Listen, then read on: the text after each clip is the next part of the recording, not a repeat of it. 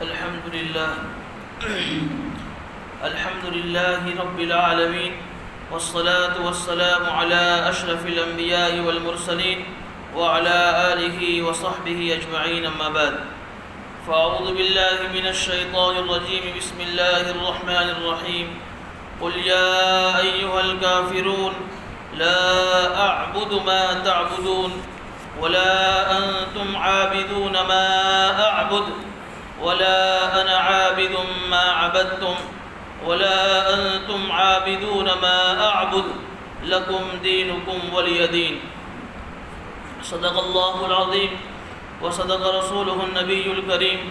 ونحن على ذلك لمن الشاهدين والشاكرين والحمد لله رب العالمين. بزرگان محترم، یہ ہے سورہ کافرون، جس کا دوسرا نام ہے سورۃ العبادت. آپ دیکھ رہے ہیں کہ مسلسل سورہ فاتحہ کے بعد ان صورتوں کی تفسیر ہو رہی ہے جو صورتیں بکثرت نمازوں میں پڑھی جاتی ہیں، اور اکثر و بیشتر یہ صورتیں لوگوں کو یاد ہوتی ہیں. انہی میں سے یہ صورت بھی ہے، یہ بھی اکثروں کو یاد ہوتی ہے اور یہ نمازوں میں پڑھی جاتی ہے. اب یہ صورت کا شان نزول سب سے پہلے سمجھنا ضروری ہے کہ یہ صورت کیوں نازل ہوئی. جب اللہ کے نبی صلی اللہ علیہ وسلم نے مکہ مکرمہ میں اسلام کی توحید کی دعوت شروع کی، تو اس زمانے میں جو سعادت مند لوگ تھے، جن کے مقدر میں ہدایت اور اسلام لکھا ہوا تھا، وہ مسلمان ہو گئے، جنہیں ہم صحابہ کے نام سے یاد کرتے ہیں. لیکن اکثر طبقہ وہ تھا کہ جو ابھی مسلمان نہیں ہوا تھا، جنہوں نے اسلام کی اور توحید کی دعوت کو قبول نہیں کیا تھا. اور انہی میں سے مکہ کے کچھ سردار اور چودھری قسم کے لوگ بھی تھے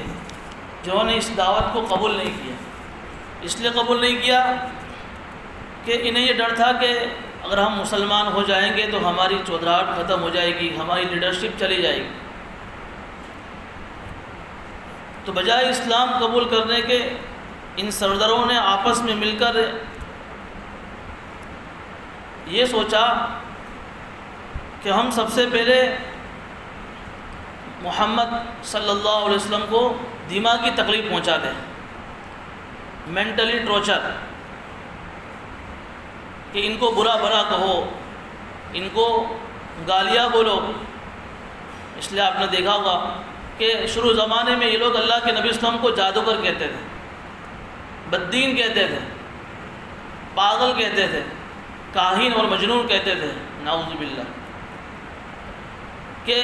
جب یہ محمد جب ان باتوں کو سنیں گے تو اس کی وجہ سے یہ اسلام کی اور توحید کی دعوت کو چھوڑ دیں گے اور ہمارا کام بن جائے گا، اسلام پھر مکہ میں نہیں پھیلے گا. لیکن انہوں نے دیکھا کہ اللہ کے نبی اسلام ایک انچ بھی اپنے موقف سے ہٹے ہوئے نہیں ہیں، بلکہ اپنے مشن میں مستقل لگے ہوئے ہیں. تو پھر انہوں نے دوسری پلاننگ یہ کی کہ ان کے ہاتھ پر جو صحابہ مسلمان ہوتے تھے وہ یا تو غریب قسم کے تھے یا غلام طبقہ تھا. تو انہوں نے ان صحابہ کو جسمانی تکلیف پہنچانا شروع کیا، دوسری قسم کی تکلیف،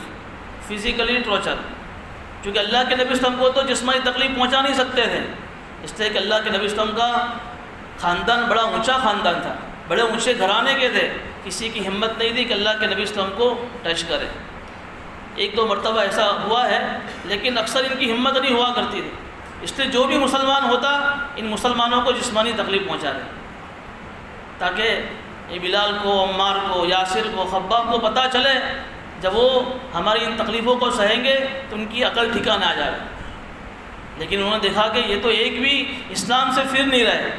بلکہ جتنا مارا جاتا ہے اتنا ان کا ایمان مضبوط ہوتا جا رہا ہے. تو ان کی یہ پلاننگ بھی فیل گئی. تو پھر انہوں نے ان سرداروں نے آپس میں مشورہ کیا کہ کیا کرنا چاہیے. تو ان کے مشورے سے یہ بات طے ہوئی کہ چلو ہم چلتے ہیں اور محمد سے صلح کر لیتے ہیں، اس لیے کہ ہماری 2 اسکیمیں تو فیل ہو گئی، اور دیکھ رہے ہیں کہ اسلام دھیرے دھیرے مکہ میں اور مکہ سے باہر عرب قبیلوں میں پھیل رہا ہے، تو یہ لوگ صلح کرنے کے لیے، کمپرومائز کرنے کے لیے، مداہنت کے لیے اللہ کے نبی صلی اللہ علیہ وسلم کی خدمت میں آئے، اور انہوں نے صلح کی بات کی کہ ہم آپس میں صلح کر لیں، ہمارے درمیان بہت دوریا ہو گئی ہے، جب سے آپ نے اسلام کی، توحید کی دعوت شروع کی ہے تو گھروں میں باپ بیٹے کا مخالف ہو گیا ہے، بیٹا باپ کا مخالف ہو گیا ہے، آپس میں 2 پارٹیاں بن گئی ہیں، اور آپس کے اندر اختلاف کی خلیج بڑھ رہی ہے، چلو ہم کسی ایک بات پر صلح کر لیتے ہیں۔ انہوں نے صلح کی پیشکش یہ کی کہ ایسا کرتے ہیں کہ 1 سال آپ ہمارے ان معبودوں کی اور مورتیوں کی آپ پوجا کریں، اللہ کے نبی سے یہ کہا، اور 1 سال ہم تمہارے خدا کی عبادت کریں گے، تو 1 سال تمہارا اور 1 سال ہمارا۔ ظاہر میں یہ صلح تو بہت اچھی تھی، لیکن اندر سے بڑی خطرناک صلح تھی۔ تو اللہ کے نبی صلی اللہ علیہ وسلم نے جب یہ بات سنی تو کہا کہ ہرگز میں اس بات پر، اس صلح کے اوپر تیار نہیں ہو سکتا، اس لیے کہ بیعت وقت ایک ہی وقت میں ایک چیز سفید بھی ہو اور کالی بھی ہو، ایسا نہیں ہو سکتا، ایک ہی وقت میں ایک اندھیرا بھی ہو اور روشنی ہو، ایسا نہیں ہو سکتا، دونوں ایک دوسرے کی اپوزٹ ہے، ضد ہے۔ تو میں توحید پر رہتے ہوئے میں شرک کروں، یہ ایسا کبھی نہیں ہو سکتا، میں آپ کی صلح پر کسی بھی حال میں تیار نہیں ہوں۔ جب اللہ کے سامنے اس کا انکار کر دیا تو پھر دوسری ایک روایت میں آتا ہے کہ انہوں نے دوسری ایک صلح کی پیشکش کی۔ کیا کی کہ اللہ کے نبی صلی اللہ علیہ وسلم کے سامنے آفر کی کہ دیکھیے اگر آپ کو مالدار بننے کا بڑا شوق ہے تو ہم آپ کو مکہ کا اور عرب کا سب سے بڑا مالدار بنا دیتے ہیں، مال آپ کے قدموں میں لا کر ہم بچھا دیتے ہیں، اور آپ کو سردار بننے کا اور لیڈر بننے کا شوق ہے تو ہم آپ کو عرب کا اور قریش کا سب سے بڑا سردار تسلیم کر لیتے ہیں، اور آپ کو عرب کی حسین اور خوبصورت عورت سے شادی کرنے کا شوق ہے تو ہم آپ کو عرب کی سب سے حسین عورت سے شادی کروا دیتے ہیں۔ یہ بڑی بڑی آفر ہے کہ کس کا دل اس آفر کے سامنے پگھل نہیں سکتا تھا، لیکن اللہ کے سامنے ان آفروں کو بھی ٹھکرا دیا کہ میں آپ کی ان آفروں کو قبول کرنے کے لیے تیار نہیں ہوں۔ انہوں نے کہا کہ آپ ہماری ان آفر کو قبول کریں گے چاہے آپ ہمارے معبودوں کی عبادت نہ کریں، لیکن ہمارے معبودوں کو برا بھلا نہ کہیں۔ برا بھلا تو اللہ کے قسم کہتے نہیں تھے، لیکن صرف اتنا کہتے تھے کہ تمہارے معبود پتھر کے ہے، کبھی تو کوئی معبود تمہارا کانچ کا ہے، کوئی معبود تمہارا لکڑے کا ہے، تو تم اس کی کیوں عبادت کرتے ہو؟ تو وہ اس کو ہی سمجھتے تھے کہ یہ ہمارے معبودوں کو برا بھلا کہتے ہیں۔ تو اللہ کے سامنے ان آفر کو بھی ٹھکرا دیا۔ تو پھر انہوں نے تیسری ایک صلح کی پیشکش کی کہ چلو کوئی بات نہیں، ایک کام صرف اتنا تو کر لو، جب آپ مسجد حرام میں اپنے خدا کی عبادت کرنے کے لیے جاؤ تو جب کعبے میں جو ہمارے بت رکھے ہوئے ہیں، ہماری جو مورتیاں رکھی ہوئی ہیں، آپ صرف ان کو ٹچ کر لینا، آپ صرف ان کو ہاتھ لگا لینا۔ تو اللہ کے نبی صلی اللہ علیہ وسلم نے کہا کہ یہ بھی مجھ سے نہیں ہو سکتا، اس لیے کہ ان کے معبودوں کی تعظیم ہوئی، اب یہ تو ہو جائے گی ان کو ٹچ کرنے کی وجہ سے۔ تو جب یہ ساری صلح اللہ کے نبی صلی اللہ علیہ وسلم کے سامنے ساری بات چیت ہوئی تو اللہ کے نبی صلی اللہ علیہ وسلم نے ان تمام صلح کو ریجیکٹ کر دیا، ٹھکرا دیا۔ اس پر یہ صورت نازل ہوئی۔ اس میں اللہ نے سب سے پہلا جو لفظ استعمال فرمایا، قل یا ایھا الکافرون، اے نبی جی آپ کہہ دیجئے اے کافروں۔ دیکھیے یہ جو انداز ہے یہ دعوت کا انداز نہیں ہے، پورے قرآن کریم میں اس صورت کے علاوہ کہیں بھی کافروں کو اس طرح سے خطاب نہیں کیا ہے، اس لیے کہ یہ دعوت کا اور سمجھانے کا انداز نہیں ہے۔ سمجھانے کے لیے ہم کیا کہتے ہیں، اے لوگوں، اے بھائیوں، پیار محبت سے سمجھایا جاتا ہے، لیکن اس موقع پر اللہ اپنے نبی سے کہہ رہے، اے نبی جی آپ کہہ دیجئے اے کافروں، اے حق کے انکار کرنے والوں، اے سچائی کو چھپانے والوں۔ ایک دوسرے موقع پر بھی سورہ زمر میں اللہ نے اسی قسم کا ایک صیغہ استعمال کیا ہے، قل افغیر اللہ تأمرونی اعبد ایھا الجاہلون، کیا تم مجھے اللہ کے علاوہ کی عبادت کا حکم کرتے ہو اے جاہلو؟ تو مفسرین کہتے ہیں کہ یہ دعوت کا انداز نہیں ہے، یہ انداز اس لیے اختیار کیا چونکہ وہ ایسی صلح لے کر آئے تھے جو صلح ممکن نہیں تھی، اس صلح کے جواب میں انداز اختیار کیا گیا ہے کہ اے کافرو سن لو، لا اعبد ما تعبدون، کہ جن مورتیوں کی اور جن معبودوں کی تم عبادت کرتے ہو میں اس کی عبادت نہیں کرتا، ولا انتم عابدون ما اعبد، اور نہ تم اس خدا کی عبادت کرتے ہو جس کی میں عبادت کرتا ہوں۔ اس لیے کہ تمہارے ذہنوں میں، ان کافروں کے اور مشرکین مکہ کے ذہنوں میں خدا کا جو تصور یہ تھا کہ انہوں نے خدا کے ساتھ اپنے معبودوں کو شریک کر رکھا تھا۔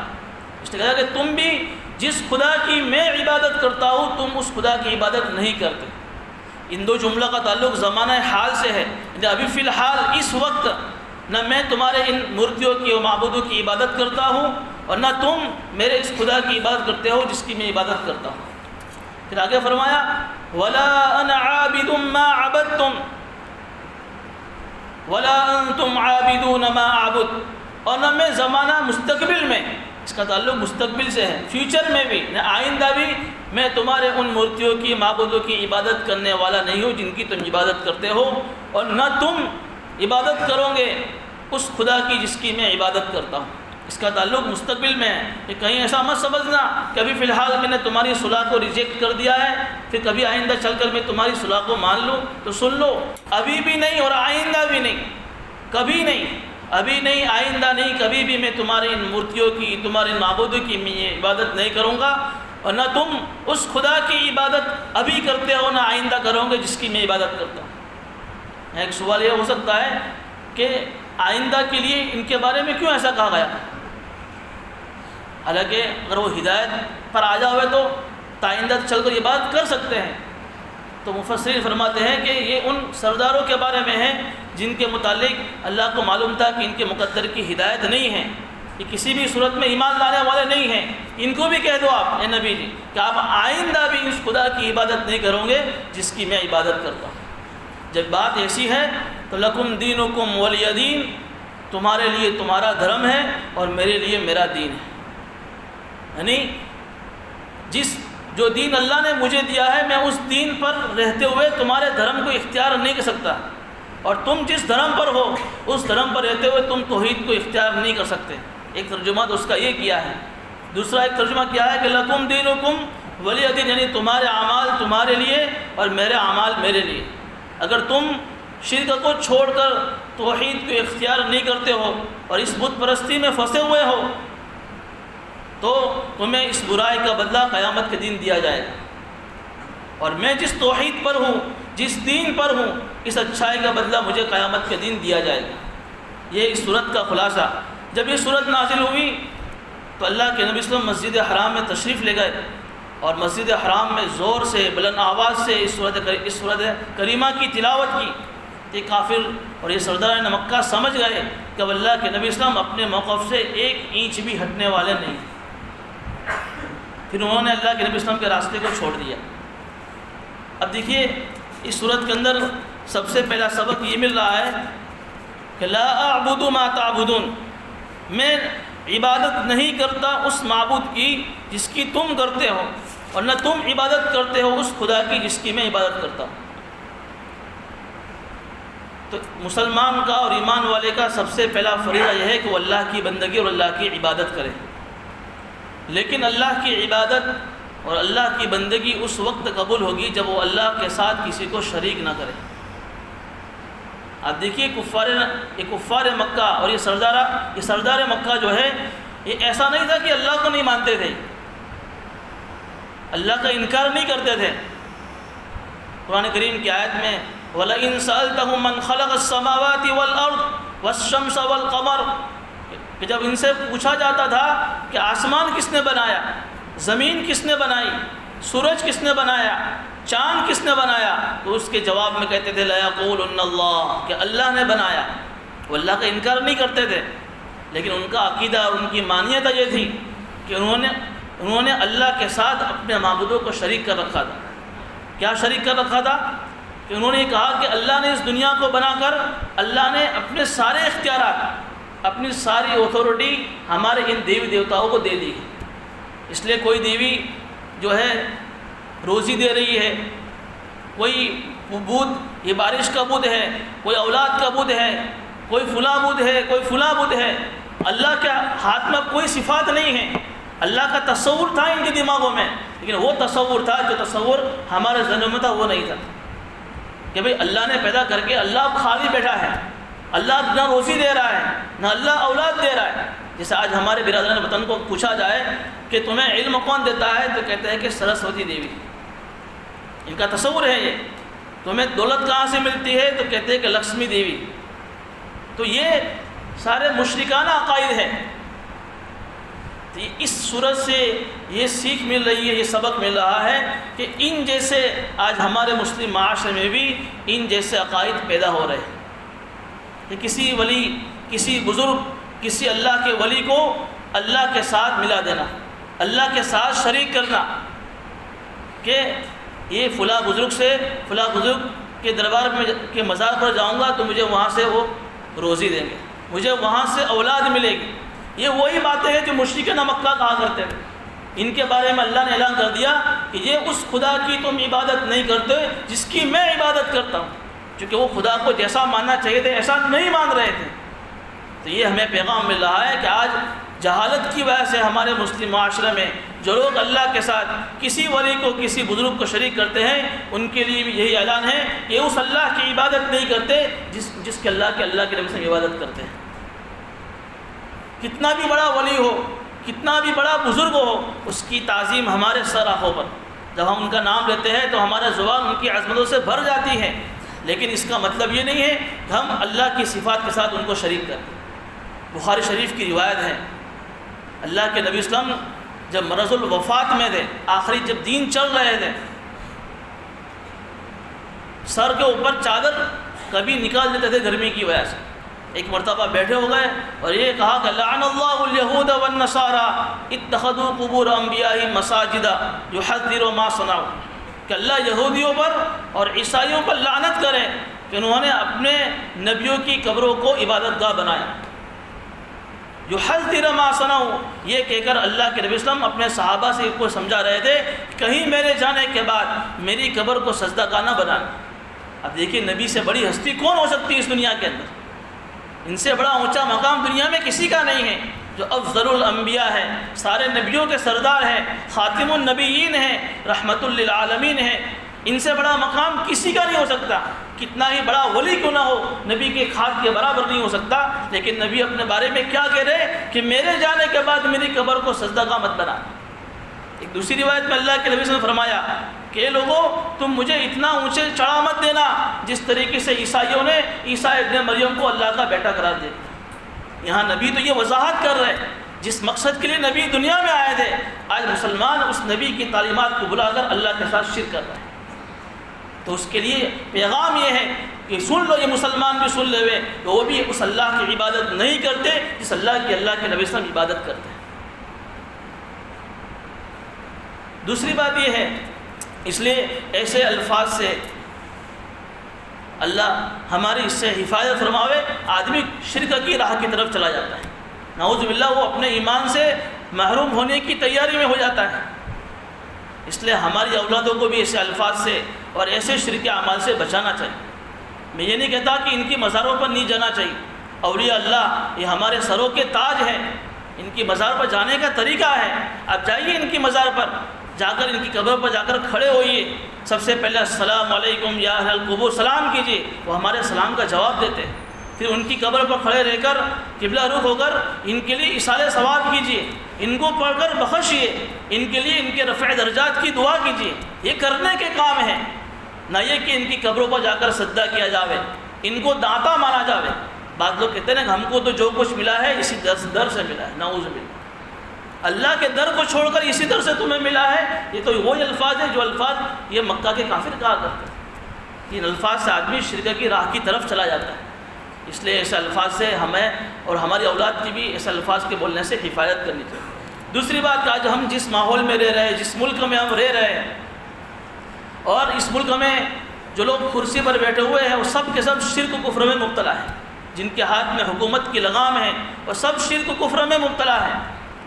ان کی یہ سازش ہے، یہ پالیسی ہے کہ وہ تعلیمی اداروں میں اور عصری تعلیم گاہوں میں یہ مشرکانہ تعلیم کو داخل کرنے کی کوشش کر رہے ہیں۔ ان کی اسکولوں میں یہ سرسوتی دیوی کی مورتی رکھی جاتی ہے اور بچوں سے کہا جاتا ہے کہ ان کے سامنے تم ہاتھ جوڑو، ان کو نمن کرو، اس کو سرسوتی وندنا کہا جاتا ہے۔ حالانکہ یہ مذہب، یہ ملک جو ہے یہ سیکولر ملک ہے، یہ مذہبی ملک نہیں ہے۔ اس لیے ان کو یہ چیزیں نہیں کرنی چاہیے، لیکن یہ ساری چیزیں اسکولوں میں گھسا رہے ہیں۔ ہمیں ان باتوں سے ہمارے والدوں کو چوکنا ہونے کی ضرورت ہے کہ کہیں ایسا نہ ہو کہ ہم ہمارے بچوں کو ایسی اسکولوں میں بھیج رہے ہو جہاں ہمارے بچوں کو ایسی اسکولوں میں جا کر مشرکانہ اعمال کرنے پڑے، جس کے نتیجے میں ہمارے بچے بچپن سے ہی اسلام کی ایمان کی نعمت سے محروم ہو جائیں۔ ایسے کہیں ایسا نصاب تو اسکول میں داخل نہیں ہے جس نصاب کے اندر شرکیہ اعمال پڑھائے جا رہے ہیں، یا کوئی ایسی حرکت تو نہیں کروائی جا رہی ہے جو حرکت شرکیہ عمل کے برابر ہے۔ اس لیے مسلمانوں کو اس سے چوکنا ہونے کی ضرورت ہے۔ ہمارے استاد نے کتاب میں واقعہ لکھا ہے کہ یو پی کے اندر جب راجیو گاندھی کا جب دور حکومت تھی، اس وقت یو پی حکومت نے ایک اعلان جاری کیا کہ ہر اسکول کے اندر سرسوتی وندنا کیا جائے گا، یعنی جو بھی بچہ اسکول میں آئے گا اس سرسوتی دیوی کے سامنے پہلے نمن کرے گا، پھر اسکول میں انٹری کرے گا۔ تو اس زمانے میں جو مفکر اسلام سید مولانا ابو الحسن علی ندوی رحمۃ اللہ علیہ تھے، انہوں نے باقاعدہ بڑی زور و قوت کے ساتھ اس کی مخالفت کی، اور ان سے ملنے کے لیے گئے راجیو گاندھی سے کہ ہم اپنے بچوں کو اسکولوں میں نہیں بھیجیں گے، ہم ہمارے بچوں کے لیے ایسے شرکی اعمال کبھی برداشت نہیں کریں گے۔ یہ مذہب، یہ ملک، یہ سیکولر اور جمہوری ملک ہے، ہم اپنے ایمان کے ساتھ اور مذہبی اعمال کے ساتھ اس ملک میں رہیں گے۔ اس لیے ہمیں بھی، ہمارے والدوں کو بھی ایسی باتوں سے چوکنا ہو کر، اور جہاں ایسی اسکولوں میں ایسی باتیں پڑھی جاتی ہو اس سے بچنا چاہیے۔ تو ایک پیغام تو اس آیت سے یہی دیا جا رہا ہے کہ ایسی باتیں اور ایسے افعال جو آدمی کو شرک میں مبتلا کرتے ہیں اس سے بچنا چاہیے۔ دوسری چیز جو اس صورت سے ہمیں سبق مل رہا ہے وہ یہ ہے کہ دیکھیے اس صورت کے اندر اللہ کے نبی صلی اللہ علیہ وسلم نے ان کی تمام صلح کو ریجیکٹ کر دیا۔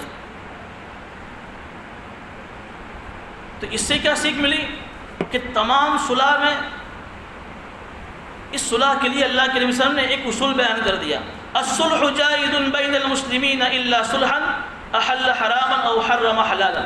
کہ تمام صلح جائز نہیں ہیں، تمام کمپرومائز جائز نہیں ہیں، وہ صلح مسلمانوں کے درمیان جائز ہے جس صلح کے نتیجے میں دین کے اصولوں کو قربان نہ کرنا پڑے،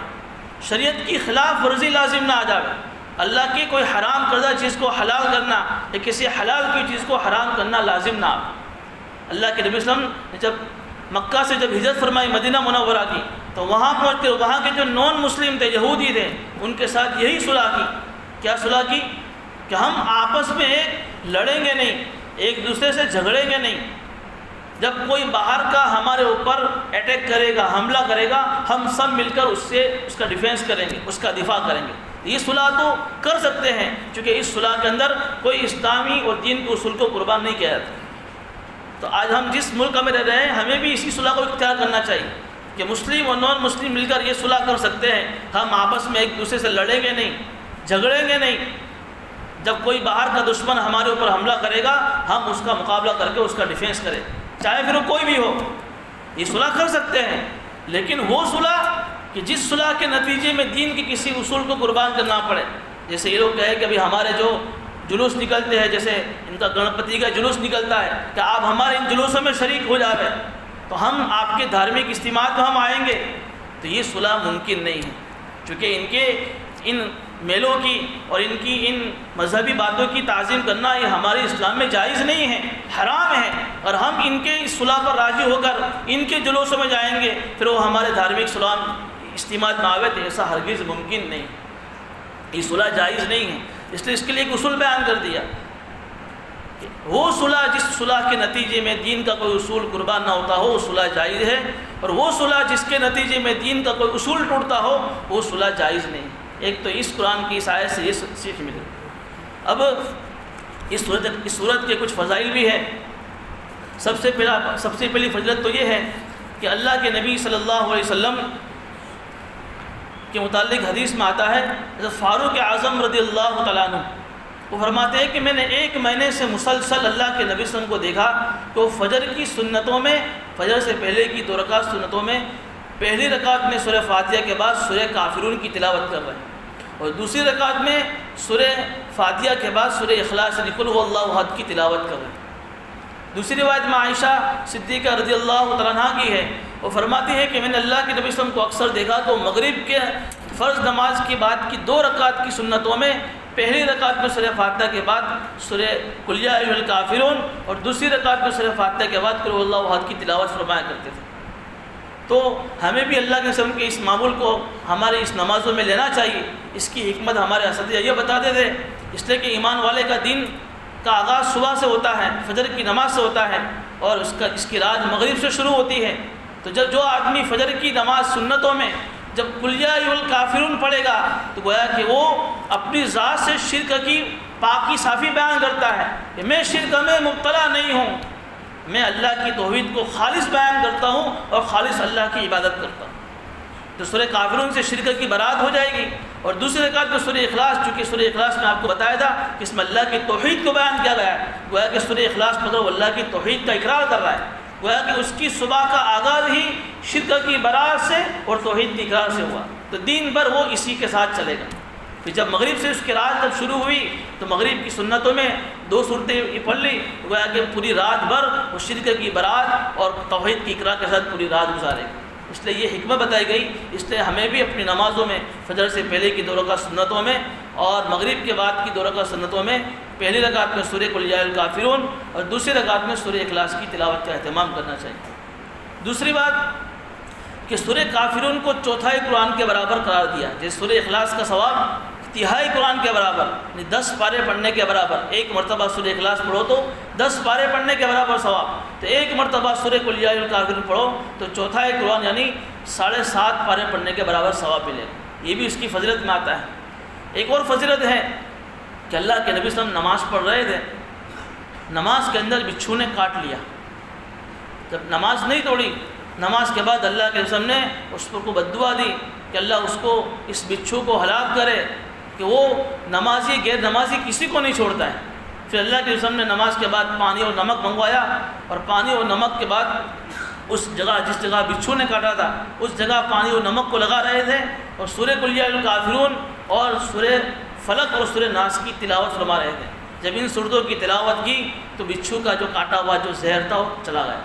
تو یہ بھی اگر ہمیں بھی کوئی بچھو یا اس چیز کوئی زہریلی چیز جب کاٹے تو اس سورہ قل یا ایھا الکافرون اور سورہ ناس اور سورہ فلق کی تلاوت کر کے اس پر دم کر دینا چاہیے۔ ایک اور روایت ہے مسند ابی اعلیٰ میں جبیر بن مطعم رضی اللہ عنہ، جو ہی جبیر ایک تو زا سے ہے زبیر اور ایک جیم سے بھی آتا ہے جبیر بن مطعم رضی اللہ عنہ، وہ فرماتے ہیں کہ ایک مرتبہ اللہ کے نبی صلی اللہ علیہ وسلم نے مجھے کہا کہ کیا تم چاہتے ہو کہ جب تم سفر کرو تو تمہارا سفر کامیاب ہو، تم سفر کے اندر خوشحال ہو، تمہارے سفر کے اندر جو تمہاری مرادیں وہ ساری مرادیں تمہاری پوری ہو، جس بزنس کے لیے جس کاروبار کے لیے تم جا رہے ہو تمہارا ایک کاروبار بزنس سکسیس ہو کامیاب ہو جائے۔ تو جبیر بن مطعم نے کہا کہ یا نبی اللہ میں کیوں نہیں چاہتا، تو ہر ایک کی تمنا ہوتی ہے کہ میرا سفر خوشحال ہو، میں بامراد ہو جاؤں، میری ساری حاجتیں پوری ہو جاوے۔ تو اللہ کے نبی سے فرمایا کہ جب سفر کا ارادہ کرو، جب سفر شروع کرو تو سفر شروع کرنے سے پہلے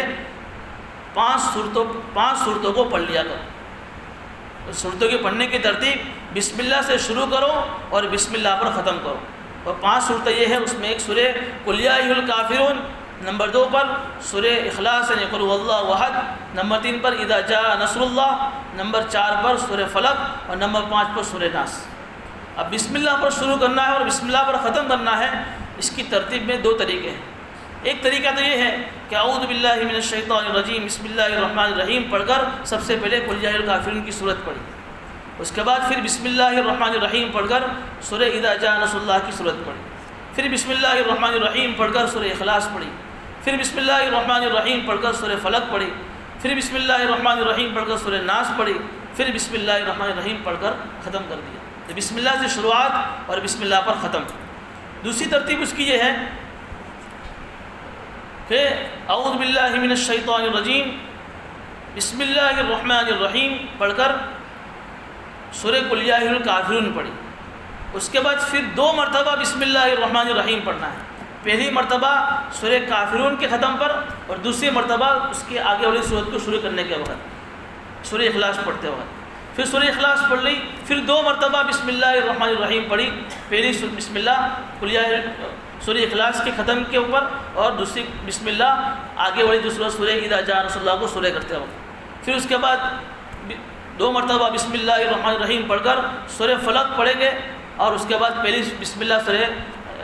اذا جاء نصر اللہ کے ختم کے لیے، اور دوسری بسم اللہ سورہ فلق کے لیے. پھر بسم اللہ الرحمن الرحیم 2 مرتبہ پڑھ کر پہلی بسم اللہ سورہ فلق کی ختم کے لیے، اور دوسری بسم اللہ سورہ ناس کی شروعات کے لیے، پھر اخیر میں 1 مرتبہ بسم اللہ الرحمن الرحیم پڑھنا ہے. جبیر بن مطعم فرماتے ہیں کہ اللہ کے نبی صلی اللہ علیہ وسلم نے جب مجھے یہ عمل بتایا، جب یہ وظیفہ بتایا،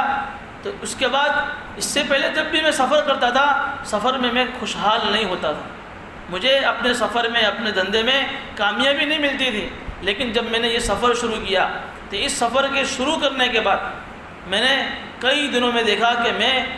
مالدار ہو گیا، میں خوشحال ہو گیا، میرا سفر، میرا کاروبار، میرا بزنس میں کامیاب ہو گیا. ہمارا اساتذہ بھی فرماتے ہیں، مفتی محمود صاحب باڈولی نے بھی فرمایا کہ میں نے بھی کئی بار ان وظیفے کا تجربہ کیا ہے، مجھے ان وظیفے سے بڑا فائدہ ہوا ہے. اس لیے اللہ کے رسول کا بتایا ہوا وظیفہ ہے، کوئی اور کا بتایا ہوا نہیں ہے، یقین کے ساتھ پڑھا جائے گا انشاءاللہ. تو اس پڑھنے کی برکت سے اللہ ہماری ساری حاجتیں بھی اللہ پوری کرے. تو یہ صورت کا خلاصہ ہوا. اس میں ایک بات اخیر میں یہ ہے کہ دیکھیے آج پوری دنیا کے اندر لوگوں کے زبانوں پر کیا ہے کہ لوگ پیور مانگتے ہیں کہ بھئی پیور لاؤ، خالص لاؤ. جب دنیا کے اندر لوگ پیور چیز مانگتے ہیں تو ہمیں اپنے ایمان کو بھی پیور کرنے کی ضرورت ہے. صرف ایمان میں ملاوٹ کیوں؟ دنیا کی ہر چیز پیور چاہیے، لیکن ایمان ہمارا خالص نہیں ہے، ایمان میں ملاوٹ ہے. الذین آمنوا ولم یلبسوا ایمانہم بظلم اولئک لہم الامن وہم مہتدون. اللہ کا ارشاد ہے کہ وہ لوگ جو ایمان لے آئے، اللہ نے اپنے فضل سے ہم سب کو بھی ایمان دیا ہے، اس پر الحمدللہ کہو، الحمدللہ. کہ وہ لوگ جو ایمان لے آئے، الذین آمنوا ولم یلبسوا ایمانہم بظلم، اور جنہوں نے اپنے ایمان کے ساتھ، یا ظلم کا مطلب شرک، جنہوں نے اپنے ایمان کے ساتھ شرک کی، ملاوٹ نہیں کی، اللہ فرماتے ہیں اولئک لہم الامن، کہ اللہ ان کو امن، چین، سکون و شانتی عطا فرمائے. اور وہم مہتدون، اور یہی لوگ اصل ہدایت یافتہ ہیں. ہدایت اور ایمان والے کون ہیں؟ کہ جنہوں نے اپنے ایمان کے ساتھ شرک کی، ملاوٹ نہیں کی. اس لیے اللہ سے ہمیں اپنی دعاؤں کے اندر بھی چیزیں مانگنی ہیں کہ اللہ جو ایمان تو نے ہمیں عطا فرمایا ہے، وہ ایمان ہمارے پاس پیور نہیں ہے، خالص نہیں ہے. کہیں ایسا نہ ہو کہ یہ صورت ہم سے بھی خطاب کر رہی ہو، حالانکہ ہم اپنے آپ کو ایمان والا سمجھ رہے ہیں، مومن سمجھ رہے ہیں، موحد سمجھ رہے ہیں، لیکن کسی وجہ سے شرک کی ملاوٹ ہو گئی. تو ہمیں بھی خطاب ہے کہ تم بھی اس اللہ کی عبادت کرنے والے نہیں ہو جس اللہ کے نبی صلی اللہ علیہ وسلم عبادت کر رہے ہیں. اس لیے ہمیں بھی چوکنا رہنے کی ضرورت ہے، اور اپنی دعاؤں کے اندر ان اللہ سے ایمان کو مانگنے کی بھی ضرورت ہے. ایک اور آخری میں ایک فضیلت یہ ہے کہ ایک صحابی نے اللہ کے نبی صلی اللہ علیہ وسلم سے کہا کہ نبی اللہ مجھے کوئی دعا سکھا دیجیے. تو اللہ کے وسلم نے فرمایا کہ رات میں سونے سے پہلے قل یا ایھا الکافرون پڑھ کر سو لو، اس لیے کہ اس کی برکت سے اللہ تمہیں شرک سے، کفر سے اللہ تمہاری برات فرمائے. اس کے پہلے سورہ ناس، سورہ فلق کی فضیلت بھی آ گئی، سورہ اخلاص کی بھی آ گئی. تو جو آدمی ان 4 کل کو، سورہ اخلاص،